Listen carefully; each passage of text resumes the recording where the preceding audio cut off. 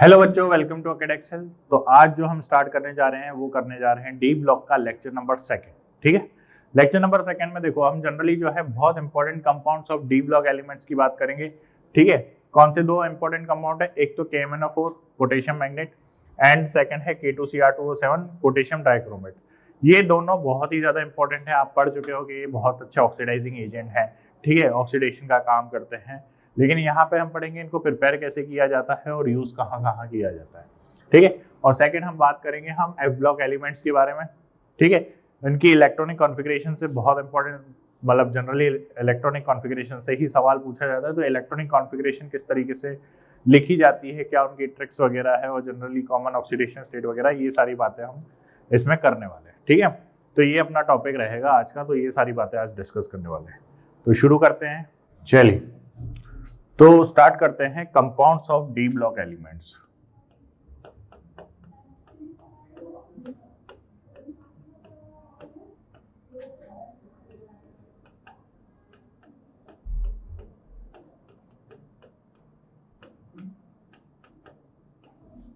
ठीक है, compounds of D block element. D block elements के हम कंपाउंड्स के बारे में बात करेंगे।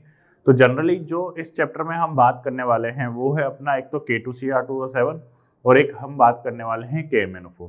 ठीक है, आप अच्छे से जानते हो कि ये दोनों जो है बहुत ही अच्छे ऑक्सीडाइजिंग एजेंट हैं जो अल्कोहल को एल्डिहाइड में कन्वर्ट करने का काम करते हैं। ऑर्गेनिक में आपने पढ़ा होगा। और अगर स्ट्रॉन्ग ऑक्सीडाइजिंग एजेंट होते ही हैं, वैसे भी अगर आप यहाँ पे कोई बैरियर वगैरह यूज ना करो तो ये सीधा एसिड तक इनको ऑक्सीडाइज करते हैं। ठीक है, ये तो हो गई ऑर्गेनिक की बात। तो ये ऑक्सीडाइजिंग एजेंट है, ये तो आप अच्छे से जानते हो, यानी कि इनका फंक्शन तो आप जनरली जानते हो अगर आपने थोड़ा बहुत रेडॉक्स पढ़ रखा है या आपने ऑर्गेनिक पढ़ रखी है। यहाँ पर हम बात करने वाले हैं कि ये आखिर प्रिपेयर कैसे किए जाते हैं। ठीक है, हाउ टू प्रिपेयर। तो सबसे पहले जो हम बात करने वाले हैं वो करने वाले हैं KMnO4 की। ठीक है, किसकी? KMnO4 की। KMnO4 इसको क्या बोलते हैं? Potassium permanganate. पोटेशियम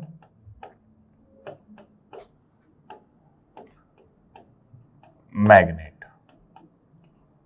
ठीक है, तो सबसे पहले जो हम बात करने वाले हैं वो करने वाले हैं पोटेशियम परमैंगनेट की। ठीक है, चलिए स्टार्ट करते हैं। तो देखो सबसे पहले जो पोटेशियम परमैंगनेट है वो प्रिपेयर किया जाता है फ्रॉम पाइरुलोसाइट। पाइरुलोसाइट क्या होता है? MnO2। ठीक है, ये क्या होता है? पाइरुलोसाइट। इस पाइरुलोसाइट को हमें क्या करना होता है? फ्यूज करना होता है इन बेसिक सॉल्यूशन। किसमें? Basic solution. बेसिक सॉल्यूशन यानी कि कोई भी आप KOH ले लीजिए। ठीक है, कोई भी KOH ले लीजिए। ठीक है, इसमें हमें फ्यूज करना होता है in the presence of oxygen. जब हम इसको फ्यूज करते हैं in the presence of oxygen तो हमें क्या मिलता है? हमें मिलता है क्या? K2MnO4। ठीक है, ये क्या मिला हमें? Potassium magnet.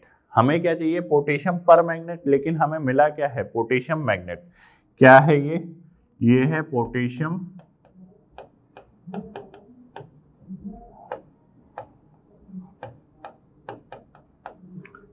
मैग्नेट। K2MnO4 जो है वो पोटेशियम मैग्नेट मिला है। ठीक है, अब इस पोटेशियम मैग्नेट को या तो हमें पास करवाना होता है फ्रॉम स्टेप सेकंड। देखो स्टेप सेकंड में डायरेक्ट रिएक्शन में लिख रहा हूं, फिर बाद में स्टेप लिख दूंगा।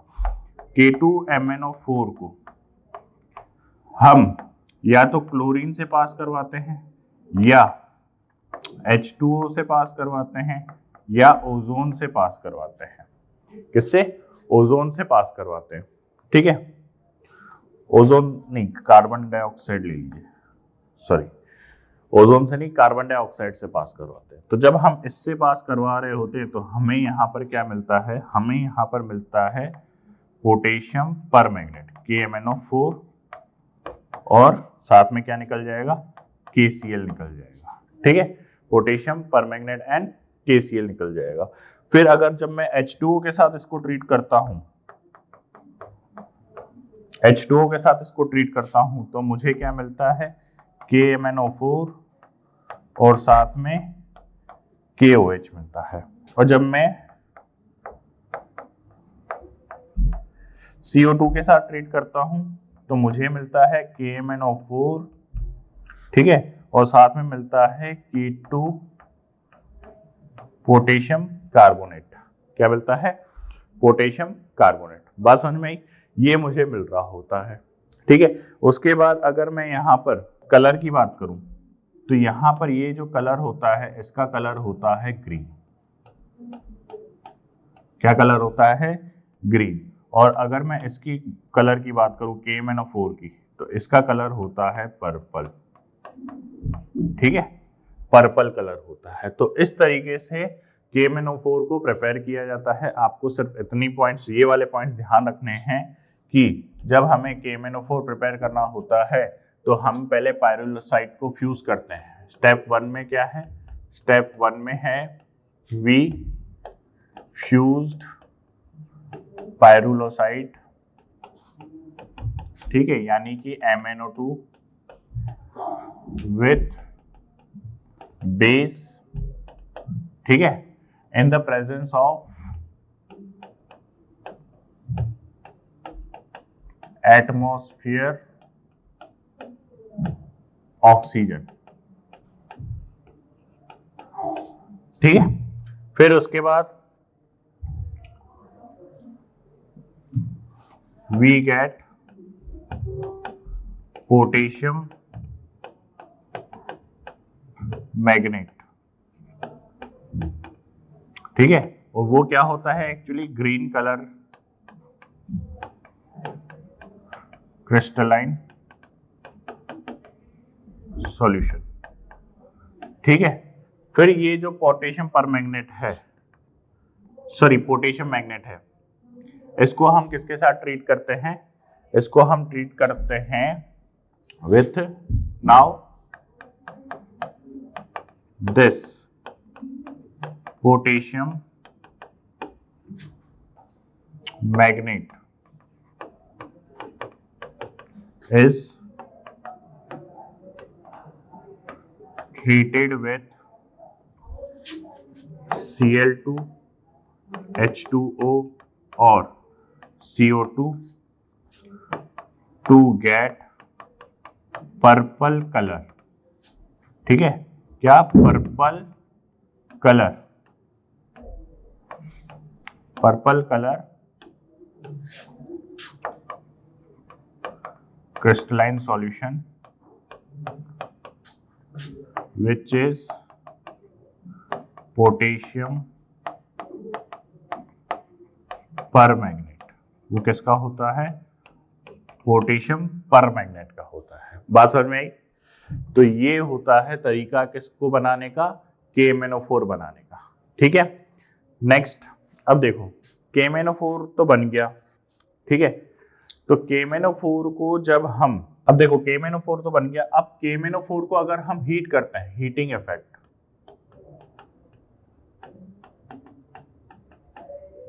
KMnO4 को जब हम हीट करेंगे,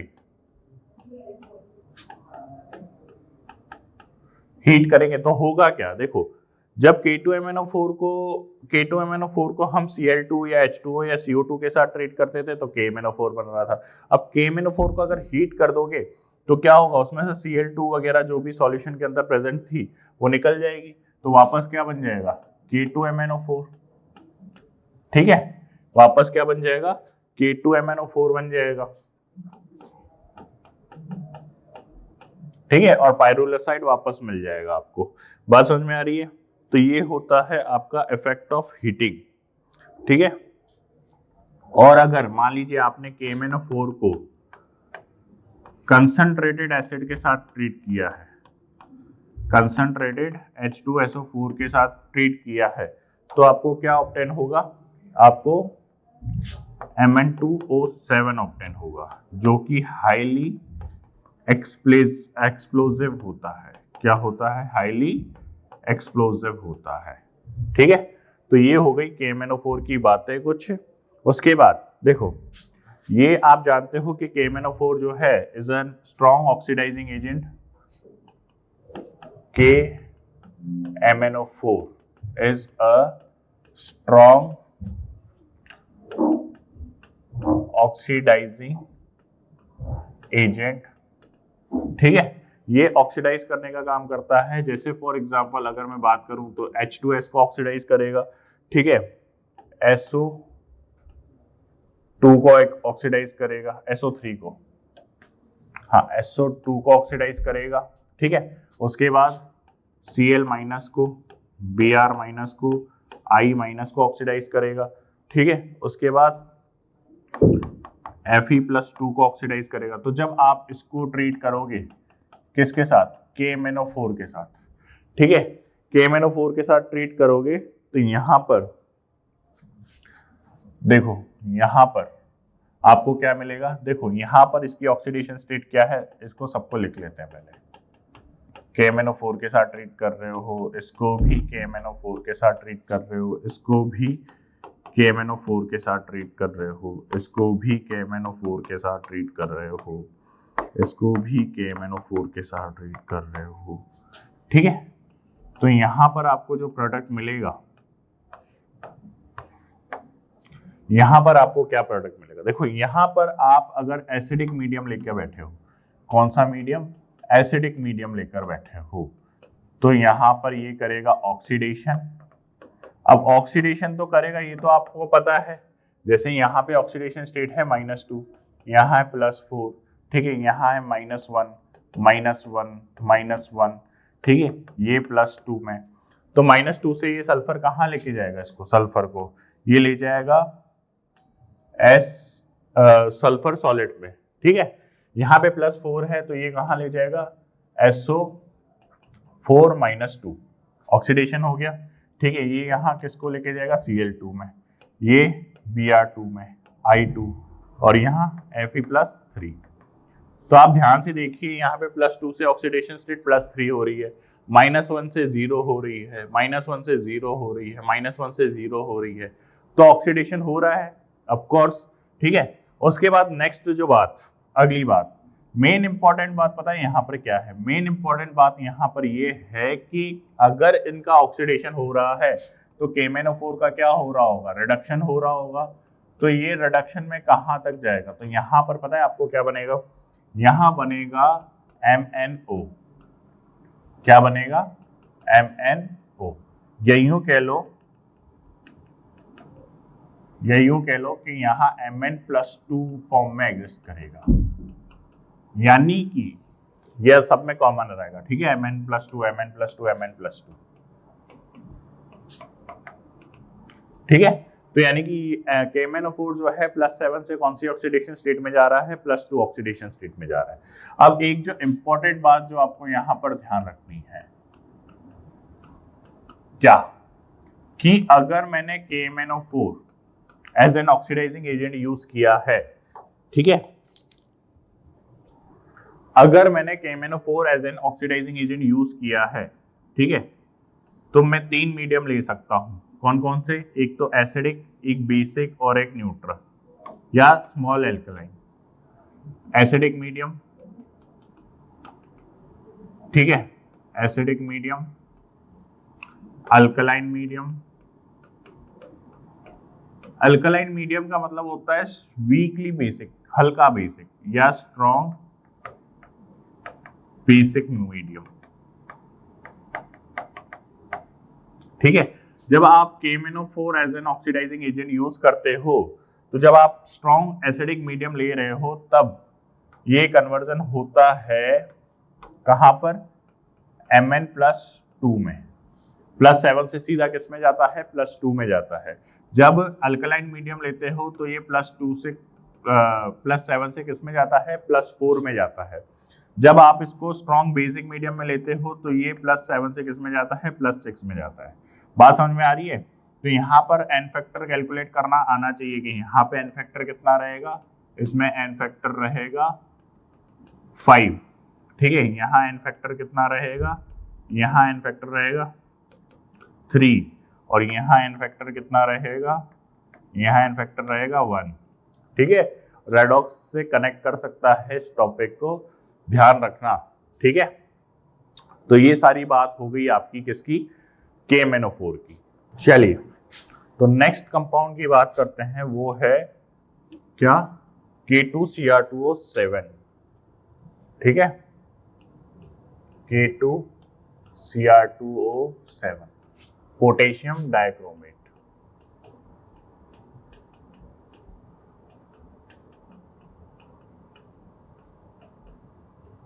ठीक है, पोटेशियम डाइक्रोमेट। चलिए इसकी बात करते हैं। तो ये जो सबसे पहले प्रिपेयर किया जाता है, ये प्रिपेयर किया जाता है फ्रॉम आयरन ओर, FeOCrO3। ठीक है, इसको बोलते हैं क्रोमाइट ओर। ठीक है, और यानी कि एक इम्प्योरिटी वगैरह होती है तो जिसमें से हमें क्रोमियम वगैरह मिलता है। ठीक है, तो इसको बोलते हैं क्रोमाइट ओर। इसको हम ट्रीट करते हैं विथ सोडियम कार्बोनेट Na2CO3। ठीक है, Na2CO3 in the presence of oxygen, atmospheric oxygen, जिससे हमें क्या मिलता है, हमें मिलता है, देखो क्रोमेट ओर है और सोडियम यूज कर रहे हो तो क्या मिलेगा, सोडियम क्रोमेट मिलेगा, Na2CrO4। ठीक है, क्या मिलेगा, Na2CrO4, ये मिल गया। अब ये इसको आप ट्रीट करोगे किसके साथ, ये जो Na2CrO4 मिला है इसको आप ट्रीट करते हो in the presence of strong acid. जो ये Na2CrO4 है ये हमारा मेन कंपोनेंट है, इसके साथ आपको आयरन ऑक्साइड वगैरह भी मिलता है। ठीक है, आयरन ऑक्साइड मिलेगा, Fe2O3 मिल जाएगा। ठीक है, ये मिल जाएगा। तो लेकिन हमारा जो काम का है वो ये वाला कंपाउंड है Na2CrO4।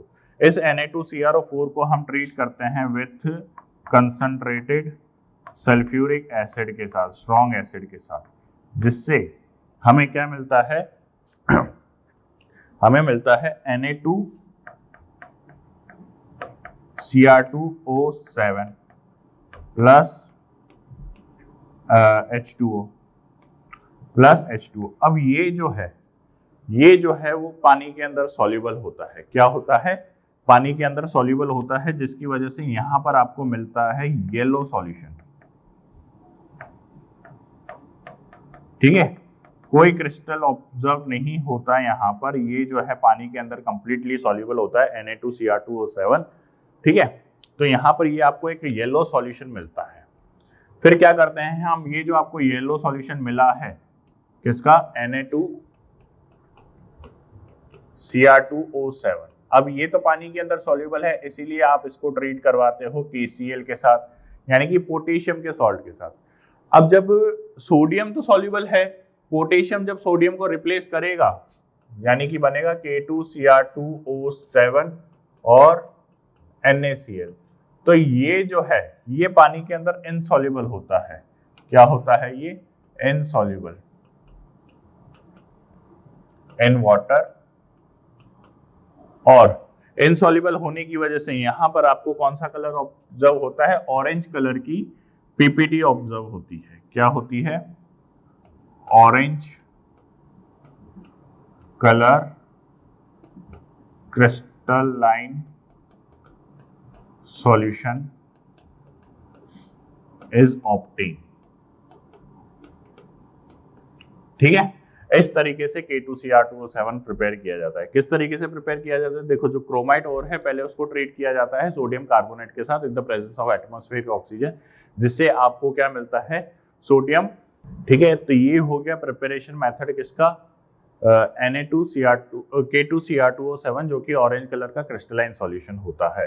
ठीक है, अब K2Cr2O7 भी जो है एक स्ट्रॉन्ग ऑक्सीडाइजिंग एजेंट होता है। क्या होता है, स्ट्रॉन्ग ऑक्सीडाइजिंग एजेंट। तो यानी कि आप ध्यान से देखिए कि यहाँ पे जब आप एसिडिक मीडियम के साथ ट्रीट कर रहे हो किसको, Na2CrO4 को, यानी कि इसको मैं ये भी लिख सकता हूँ CrO4-2। ठीक है, और इसको मैं ये भी लिख सकता हूँ कि Cr2O7-2। ठीक है, तो यानी कि अगर मैं ध्यान से देखिए, अगर मैं नोट बना के लिखिएगा, CrO4-2 को जब मैं एसिडिक मीडियम में ट्रीट करता हूं तो मुझे मिलता है Cr2O7-2, और जब मैं इसको बेसिक मीडियम के साथ ट्रीट करता हूं तो मुझे मिलता है CrO4-2, यानी कि ये रिवर्सिबल रिएक्शन होती है।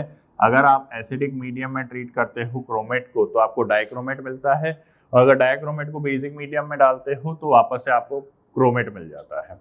बात समझ में आई? तो ये रिवर्सिबल रिएक्शन है। यहाँ पर आपको ये चीज भी ध्यान रखनी है कि ये जो है वो येलो कलर का होता है और ये जो है वो ऑरेंज कलर का होता है।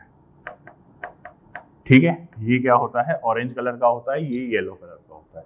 बात समझ में आई? अब K2Cr2O7 भी जो है वो एक स्ट्रॉन्ग ऑक्सीडाइजिंग एजेंट होता है। सेम रिएक्शन शो करता है जैसी अभी आपने KMnO4 के केस में करी थी। ठीक है, तो K2Cr2O7 is an strong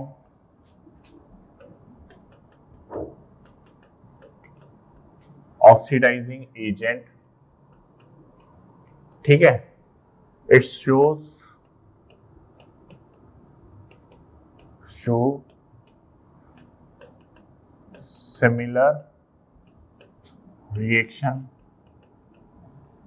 similar oxidation reaction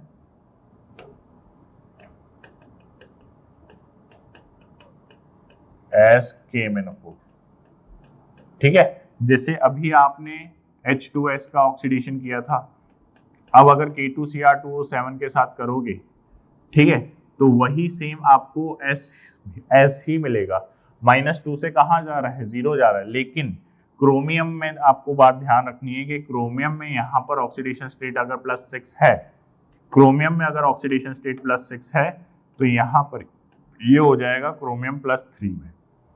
ठीक है, Cr2O3 आपको ऑब्टेन हो जाएगा। ठीक है, ऐसा कंपाउंड यहाँ पे ऑक्साइड मिलेगा जो कि होगा Cr2O3। बात समझ में आ रही है? ठीक है, उसके बाद और भी जो ऑक्सीडाइजिंग एजेंट थे वो सारे ले लीजिए। जैसे फॉर एग्जांपल आप ले लीजिए Br- ले लीजिए, Cl- ले लीजिए, ठीक है, I- ले लीजिए, और क्या थे, SO, फिर उसके बाद SO2 ले लीजिए। ठीक है, ये सारे ले लीजिए।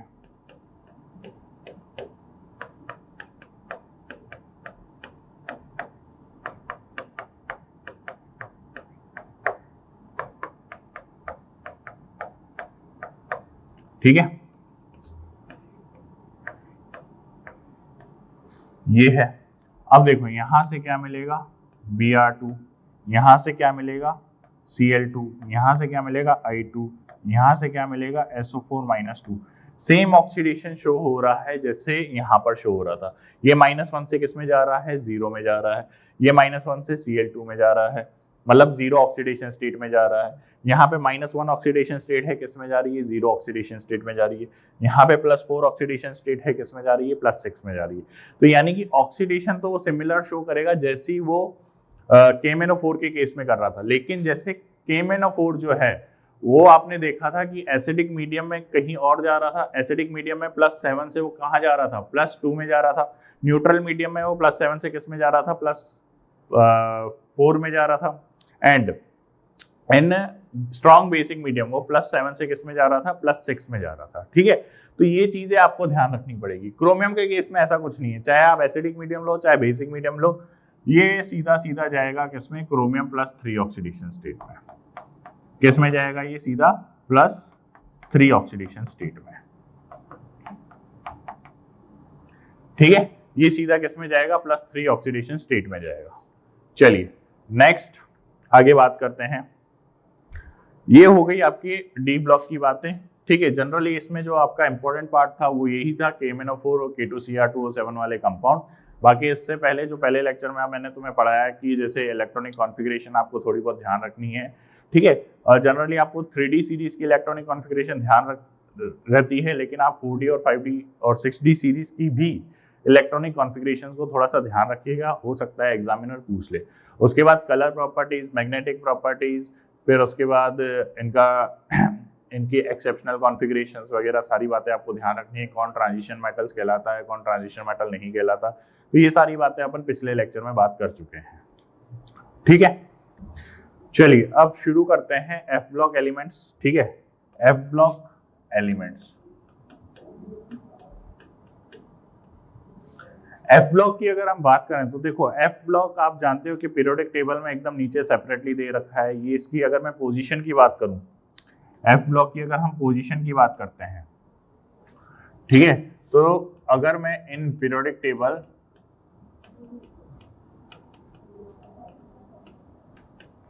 F block is present in 6th and 7th period and 3rd group, ठीक है। इसकी लोकेशन क्या है, पीरियोडिक टेबल में 3rd ग्रुप में है and 6th and 7th period में प्रेजेंट होता है, ठीक है। 6th पीरियड वालों को 6th period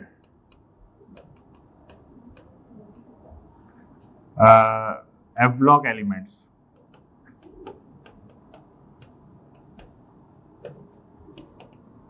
are known as, क्या बोलते हैं उसको, लैंथेनॉइड्स बोलते हैं,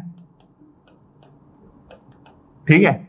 और जो 7th पीरियड के एलिमेंट्स हैं, जो 7th पीरियड के एलिमेंट्स हैं, जो एफ ब्लॉक एलिमेंट्स हैं, उनको क्या बोला जाता है, आर नोन एज एक्टिनॉइड्स। क्या बोला जाता है उनको, एक्टिनॉइड्स बोला जाता है। 6th पीरियड एलिमेंट वालों को क्या बोला जाता है, लैंथेनॉइड, एंड 7th पीरियड वालों को क्या बोला जाता है, एक्टिनॉइड्स। इनको एक और नाम दिया जाता है जो है इनर ट्रांजिशन एलिमेंट्स। क्या बोला जाता है, इनर ट्रांजिशन एलिमेंट्स, ठीक है। फिर उसके बाद दूसरा पॉइंट ये है कि आप पहचानोगे कैसे कि यार ये एलिमेंट जो है वो एफ ब्लॉक का एलिमेंट है, क्यों है। एक तो पीरियोडिक टेबल में देख के, लेकिन हमने कंसीडर क्यों किया गया है एफ ब्लॉक एलिमेंट्स को, इनको क्या बोला जाता है, इनर ट्रांजिशन एलिमेंट्स भी बोला जाता है। अब देखो, जब भी आप इलेक्ट्रॉनिक कॉन्फ़िगरेशन भरते हो तो जब लास्ट इलेक्ट्रॉन है, जो लास्ट इलेक्ट्रॉन है वो अगर एफ सबशेल में जाता है, when last electron enters in F subshell, then that element is considered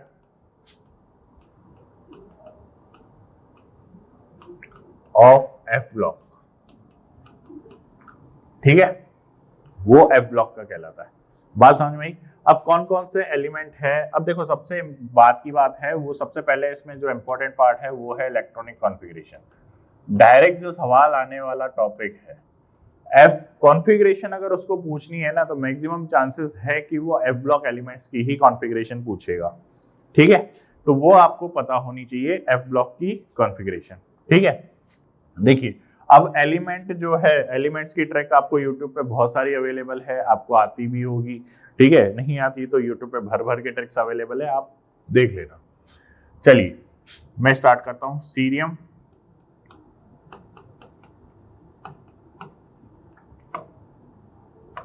samarium, europium, फिर गैडोलिनियम, टर्बियम, डायसोनियम, होल्मियम, इरेडियम,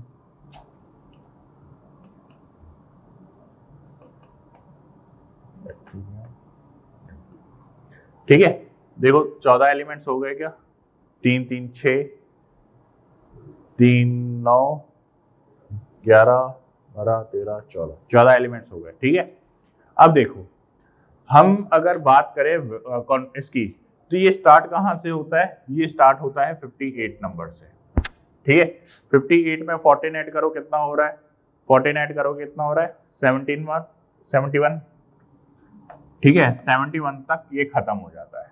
अब इसकी इलेक्ट्रॉनिक कॉन्फ़िगरेशन कुछ इस तरीके से चल रही है, ठीक है। आप जानते हो कि ये 6th पीरियड से स्टार्ट हो रहा है। पीरियोडिक टेबल में कहां से स्टार्ट हो रहा है, 6th पीरियड से स्टार्ट हो रहा है। ये 6th पीरियड, ये 7th पीरियड, ठीक है। ये डी ब्लॉक, ये यहाँ पे लैंथेनॉइड्स, यहाँ एक्टिनॉइड्स, ये यहाँ से स्टार्ट हो रहा है। तो यानी कि यहाँ पे 5th पीरियड में जो एलिमेंट खत्म हो रहा है इनर्ट गैस, वो कौन सी है, कौन सी है, जीनॉन। तो यानी कि जीनॉन तक तो इलेक्ट्रॉनिक कॉन्फ़िगरेशन सेम ही रहेगी, जीनॉन तक तो इलेक्ट्रॉनिक कॉन्फ़िगरेशन सेम ही रहेगी। फिर उसके बाद क्या आ रहा है, देखो 6s2, ठीक है, 6s2, ठीक है। अब जीनोन का कितना है 54, 55, 56, यानी कि 57 एंड 58, 2 इलेक्ट्रॉन बाकी है। वो 2 इलेक्ट्रॉन किस में जाएंगे, पहला जाएगा डी ब्लॉक में जो कि होगा 5d1 और अगला जाएगा 4f1 में, ठीक है। ये इस तरीके से इसकी इलेक्ट्रॉनिक कॉन्फ़िगरेशन स्टार्ट होगी। बात समझ में आई, किस तरीके से, 4f1, 5d1 एंड 6s2, इस तरीके से इसकी इलेक्ट्रॉनिक कॉन्फ़िगरेशन स्टार्ट होगी और आगे चलती जाएगी। अब आपको जो ट्रिक यहाँ पर ध्यान रखनी है, जो ट्रिक आपको ध्यान रखनी है वो ये है कि यहाँ पर 2 and 8 नहीं आता है, यानी कि 4f2 and 4f8 नहीं आता है। उसके बाद half filled and full field configuration repeat होती है। क्या होती है, रिपीट होती है। बस इतनी सी बात आपको ध्यान रखनी है और कोई बात ध्यान नहीं रखनी, बस कि एक तो 2 and 8 नहीं आता है, उसके बाद half filled and full field configuration repeat होती है।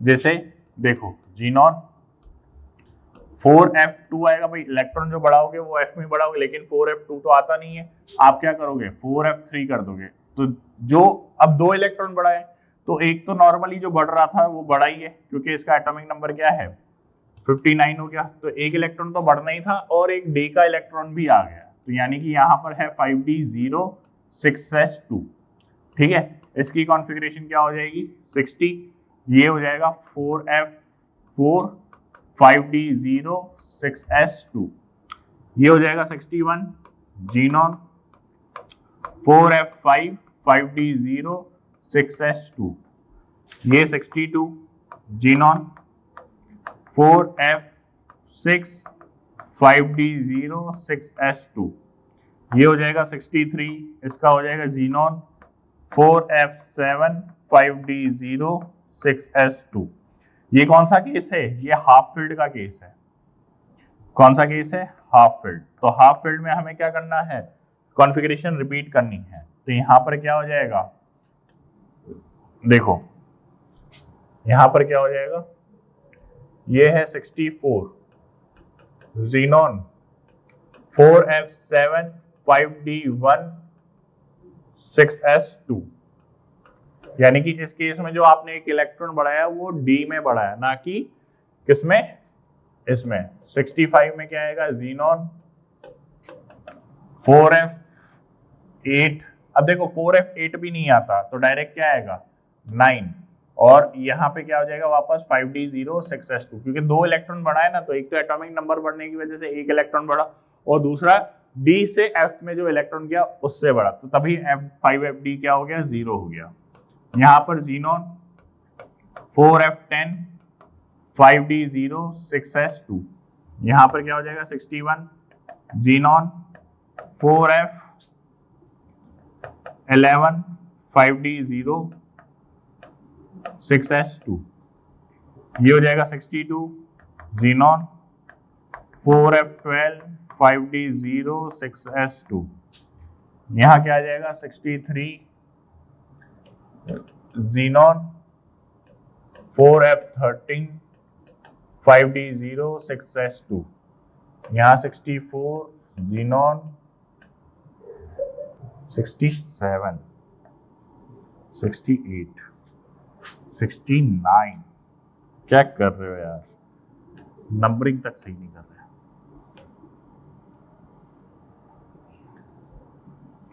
69, ठीक है 70 4f14 5d0 6s2 एंड 71 में क्या हो जाएगा जीनॉन, देखो ये वापस फुलफिल्ड का केस आ गया।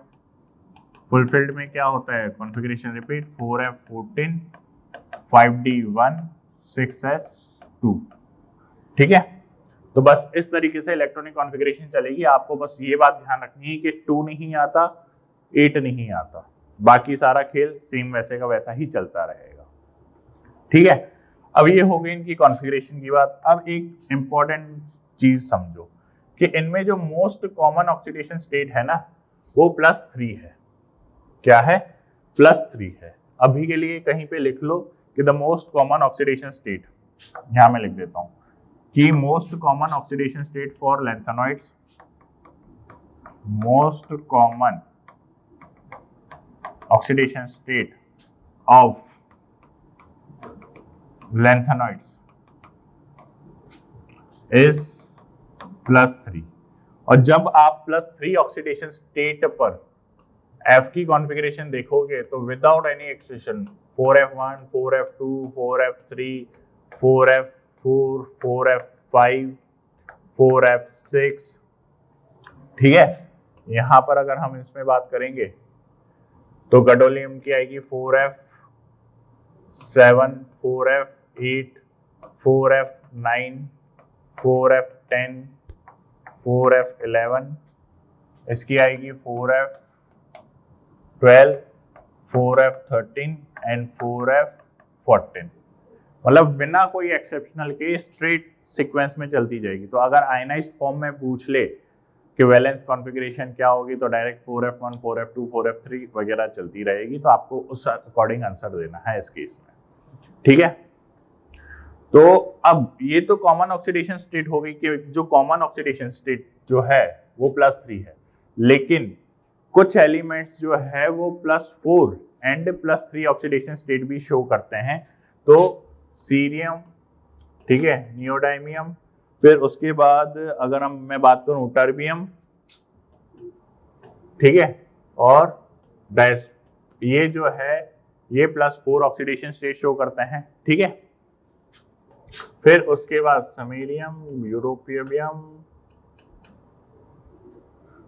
ठीक है, एंड ये +2 ऑक्सीडेशन स्टेट भी शो करते हैं। तो बस ये आपको थोड़ा बहुत ध्यान रखना पड़ेगा कि +3 कॉमन ऑक्सीडेशन स्टेट शो करने के अलावा बाकी ये वाली ऑक्सीडेशन स्टेट भी शो होती है, ठीक है। चलिए फिर नेक्स्ट अगर हम बात करें तो नेक्स्ट देखो कलर प्रॉपर्टीज की अगर हम बात करें तो कलर प्रॉपर्टीज आप जानते हो कि ये जिनमें भी अनपेयर्ड इलेक्ट्रॉन प्रेजेंट होगा वो कलर शो करेगा, ठीक है। तो elements in which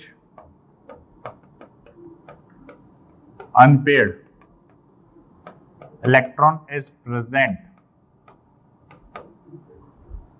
can show color due to FF transition. किसकी वजह से? FF transition. जैसे DD ट्रांजिशन होता है वैसे FF ट्रांजिशन भी होता है। F की ऑर्बिटल्स भी जो है वो स्प्लिट्स होती है अलग अलग एनर्जी लेवल में, जिनकी वजह से ट्रांजिशन की वजह से वो कलर शो कर सकता है, ठीक है। और पैरामैग्नेटिक डायमैग्नेटिक का भी सेम कॉन्सेप्ट है, कोई अलग चीज नहीं है। उसके बाद दूसरी चीज आपको यहाँ पे जो पढ़नी है वो है lanthanoid contraction,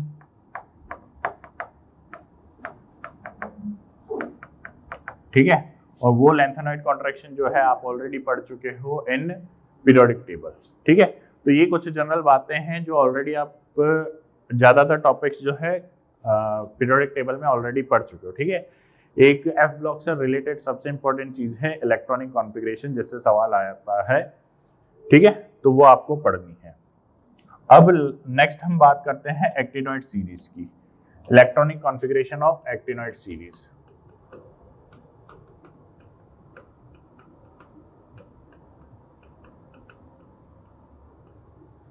electronic configuration for actinoid series, ठीक है। एक्टिनॉइड्स की अगर हम बात करें तो देखो स्टार्ट कहां से होती है, ये थोरियम से,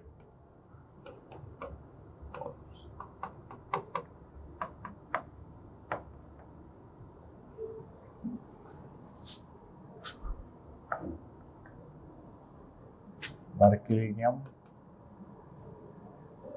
californium, einsteinium,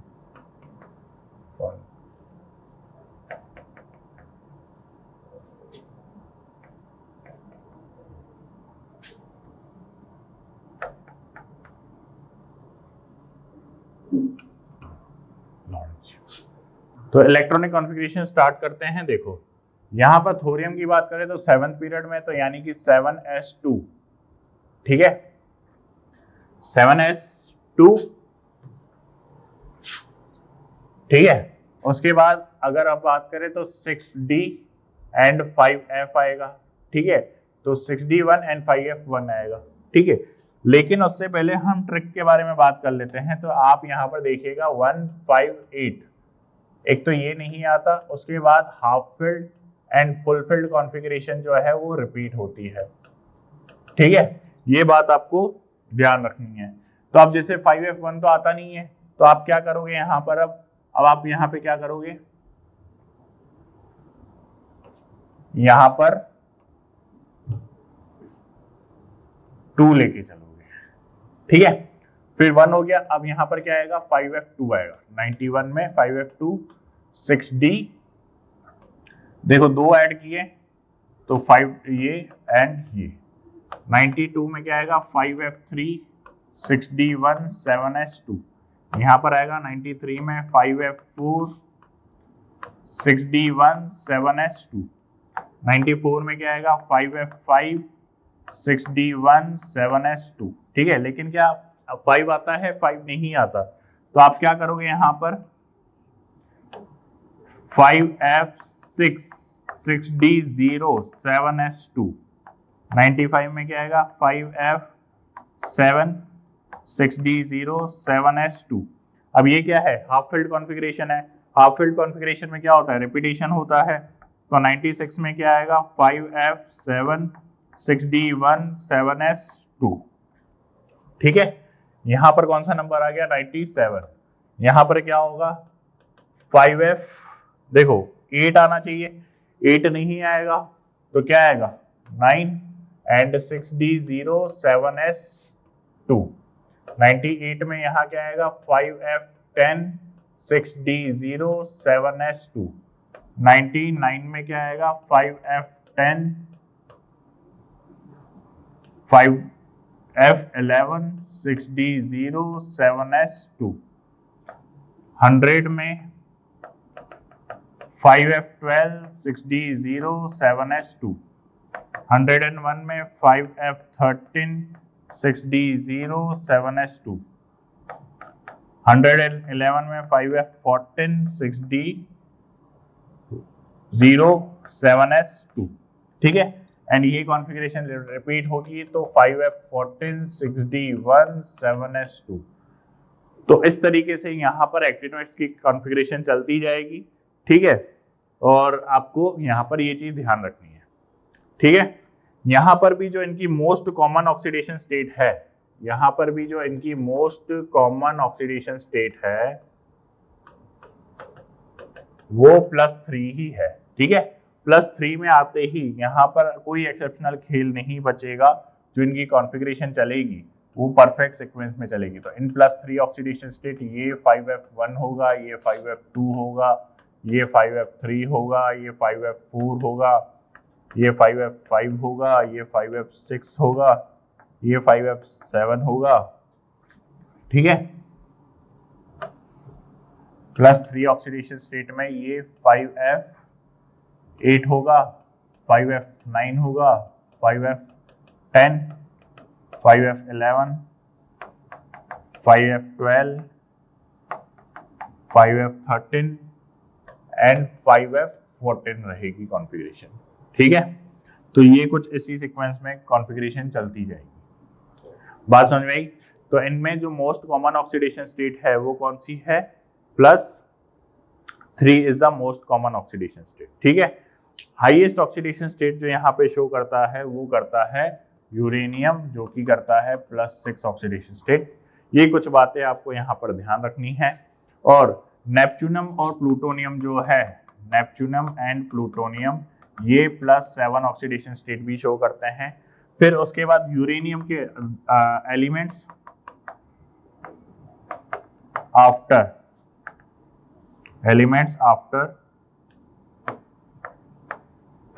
uranium are called transuranic element, transuranic element. ठीक है, ठीक है। तो ये कुछ जनरल बातें हैं जो आपको ध्यान रखनी है, और बाकी एक्टिनोइड कॉन्ट्रैक्शन, लेंथेनॉइड कॉन्ट्रैक्शन का पूरा कॉन्सेप्ट आप अच्छे से जानते हो। मैग्नेटिक प्रॉपर्टीज में वही सेम खेल है, अनपेयर्ड इलेक्ट्रॉन प्रेजेंट है, इलेक्ट्रॉनिक कॉन्फिगरेशन से पता चल जाएगा। तो वो अनपेयर्ड इलेक्ट्रॉन अगर प्रेजेंट है तो पैरामैग्नेटिक नेचर का होगा, अदरवाइज वो डायमैग्नेटिक नेचर का होगा। ठीक है।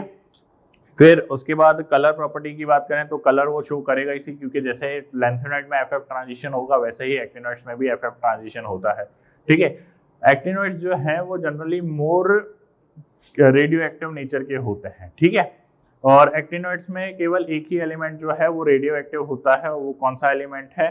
प्रोमेथियम। ठीक है।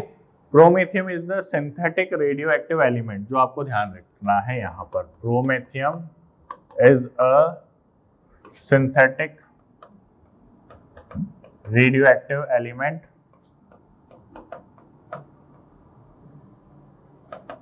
in lanthanoids। ठीक है। लैंथेनॉइड्स में ये इकलौता जो है सिंथेटिक एलिमेंट है, बाकी सारी प्रॉपर्टीज जो है आप जानते हो। ठीक है। तो अगर आपको इन लेक्चर्स की पीडीएफ चाहिए, चैप्टर वाइज सीआरई चाहिए, लेक्चर वाइज असाइनमेंट चाहिए, माइनर टेस्ट, मेजर टेस्ट या प्रीवियस टेस्ट के क्वेश्चंस के सॉल्यूशन चाहिए, तो ये सब हमारी वेबसाइट पे अवेलेबल है, आप विजिट करिए, देख सकते हैं। वीडियो अगर अच्छा लग रहा है तो चैनल को लाइक करिए। ठीक है। सब्सक्राइब करिए, अपने दोस्तों में शेयर कीजिए और बेल आइकन जरूर प्रेस करिएगा ताकि आपको अगले वीडियो की नोटिफिकेशन मिलती रहे। Thank you.